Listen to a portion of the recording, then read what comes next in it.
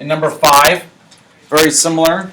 I see a y squared, so I start off with writing the y squared on one side, 2y squared. There's nothing else, and I put the other stuff on the other side. So that'd be the x and the minus 1 when I switch sides.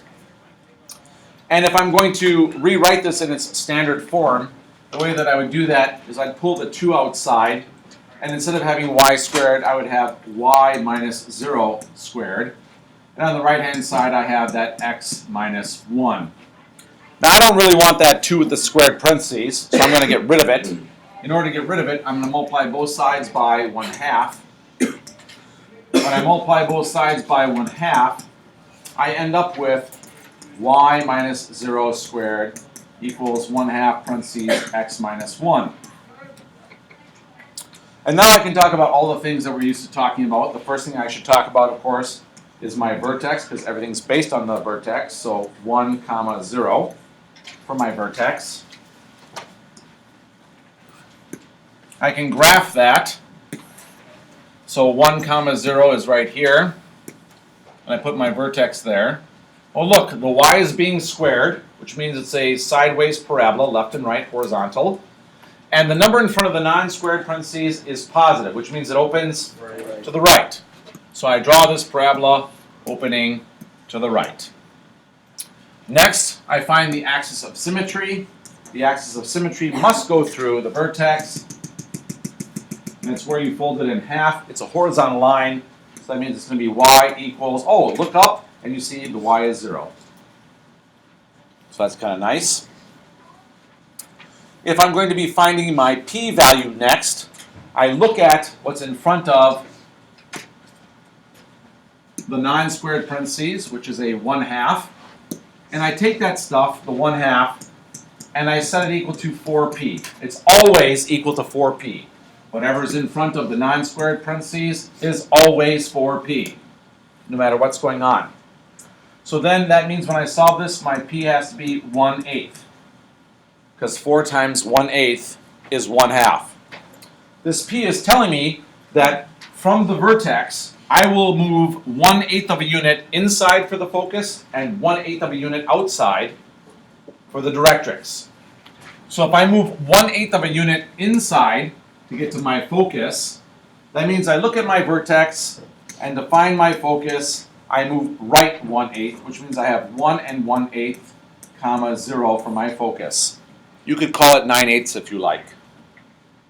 If you're looking for your directrix, you're going to move 1/8 of a unit left from the vertex. So your directrix, going 1/8 of a unit backwards from 1, or in other words to the left, means that you're going to be at x equals 7/8. In number 6 and number 7, the strategy when they don't give you any kind of equation whatsoever is number 1, draw a picture.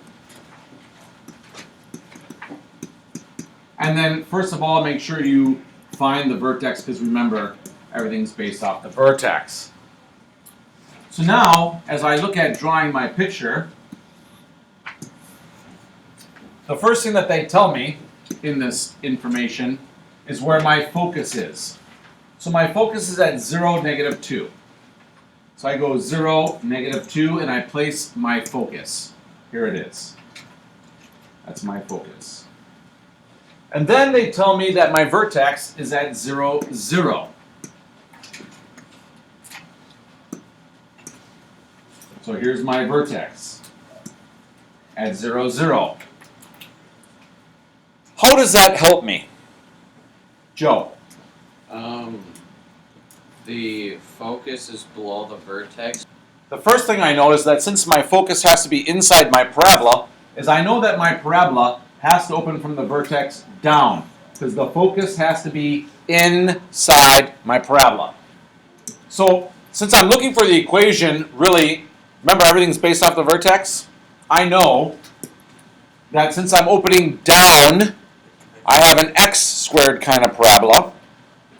So x minus 0 squared equals 4p y minus 0. So the vertex was 0, 0. I already have this information. What am I missing?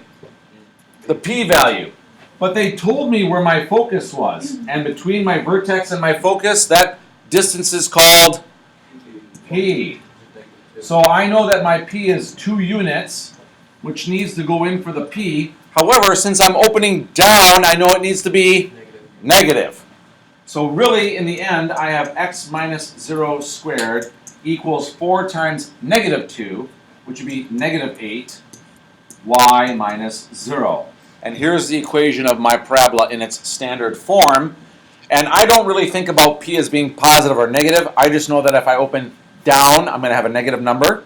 And if I open to the left, I'm going to have a negative number. Otherwise, I don't. But you can think about it either way. Okay, last one. Find the standard form of the equation with a parabola. I'm going to draw a picture since I'm looking for this equation and put some information on it.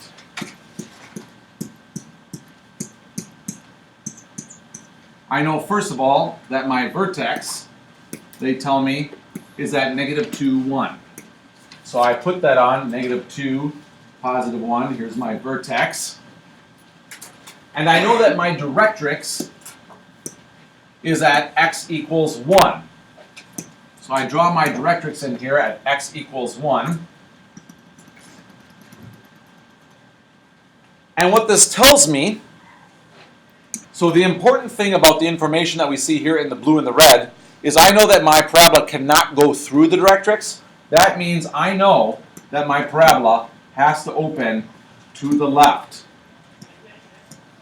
Since it's opening to the left, I know that this is going to be a y squared parabola.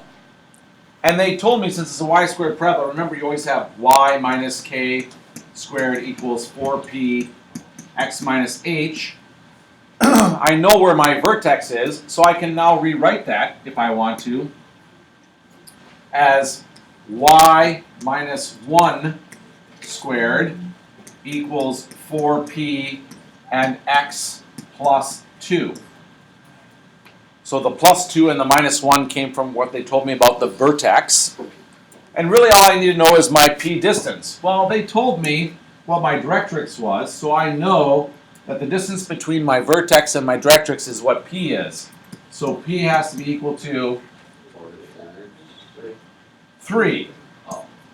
But since I'm opening to the left, I know in the end, the number in front of the 9 squared parentheses will be negative. So this 3 gets shoved in here for the p. And my final equation is going to be y minus 1 squared equals negative 12 parentheses x plus 2.